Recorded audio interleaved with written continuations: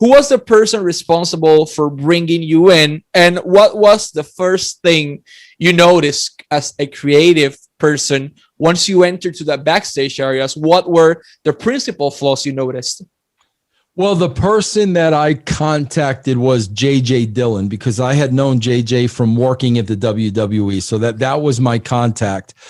My very first experience in a WCW locker room, there were two things that really stood out. Number one, I kind of felt from the start that I just had this huge target on my back. You know, there were some people within that company that wanted that spot, and now all of a sudden an outsider was coming in and taking that spot, and they didn't take well to that. And number two, I noticed it was a very, very divided locker room. You had your top stars on one side, and you had the mid-card talent on the other. It was a very, very, very split locker room. Those were two very, very big differences from the WWE at the beginning. I'll translate that. La persona responsable en traerlo es JJ Dillon, quien ya había trabajado con él en WWF.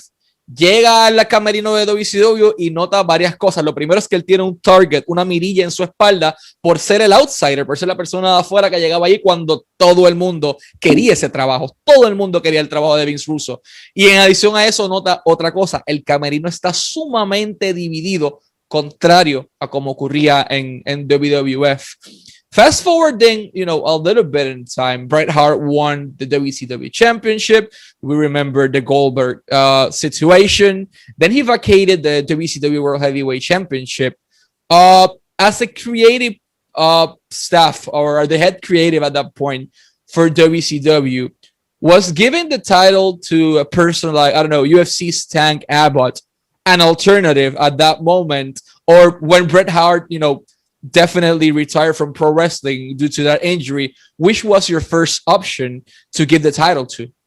Well, bro, my idea was, because, you always hear bits and pieces. You never hear the full story. But my idea, bro, because we had no choice, Bret had to give up the title because he got hurt pretty badly, okay? And my idea was to kind of have a battle royal. And, like a Royal Rumble type match. And the winner of this would be the champion.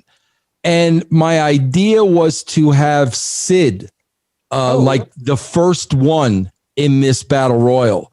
And then, bro, we get all the way to the end, and Sid is still standing, but bro, he's just wiped out. He's got no gas left in the tank, but he's still standing and he's still in the ring. And then all of a sudden, bro, you got a Tank Abbott, the last entrance, a UFC fighter, fresh as a daisy. And the idea was to have that huge upset, because that's the story. Sid went the whole way. Here comes Tank Abbott. Sid wasn't used to a UFC guy. All of a sudden, we shocked the world. Now, from there, we will figure out, what to do. We'll see if it's working. If it's not working, we'll adjust. But that was the idea. And when you look at that idea in its context, bro, it makes perfect sense. I mean, you got a UFC fighter that was at the top of his game back then. Sid had just gone through 28 guys. And here comes Tank Abbott, fresh as a daisy. But, some of the people that did not want me there, they stooged off my idea. They buried my idea. And that's when WCW came to me and said, we want to go in a different direction. And I said, you know what? I'm really not interested in your new direction. You hired me to be head of creative.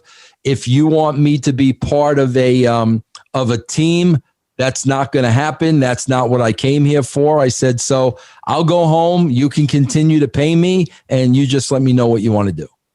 I'll translate that to Spanish. La idea era que cuando Bret Hart quedó lesionado, que tuvo la conmoción cerebral y se retiró, tenía unas alternativas. Tenías que irte con alguien fuerte. La idea de Vince Russo creativa era tener una especie de Royal Rumble, un Battle Royal, 30 personas, y que Sid fuese la persona que eliminara a los otros 28, que ya estuviera en el cuadrilátero, estuviera muerto, no pudiera con más nada, y cuando llegara el momento, Número 30, entra la persona que ya estaba en la UFC anteriormente, Tank Abbott, en todo su apogeo, y que Tank Abbott fuese la persona que eliminara a Sid, se convirtiera en campeón mundial peso completo, para darle ese shock al mundo, ese upset, como él menciona, porque Sid ya perdió con todos estos 29, ya la gente en algún momento dado iba a simpatizar con él, y que Tank Abbott lo eliminara. La empresa le dice que ellos quieren irse en otra dirección, Vince se molesta, porque obviamente me contrataste para ser el jefe creativo, no para ser un stooge o hacer lo que te diera a ti la gana. Otras personas trataron de convencerlos y así lo hicieron. Is that a main reason why you left WCW initially in 2000? Yeah, no, that was the reason. They basically said, we want to change. We want to change the direction. We want you to be part of a committee. And I said, well, that's not what my contract says. I didn't come here to be part of a committee. And literally, I went home. You'll always hear I was fired, this and that. No, I was never fired from any company I ever worked with. When they told me they wanted to go in this new direction, I knew what my contract said. And I knew they were in breach of my contract, and I knew they were going to have to pay me.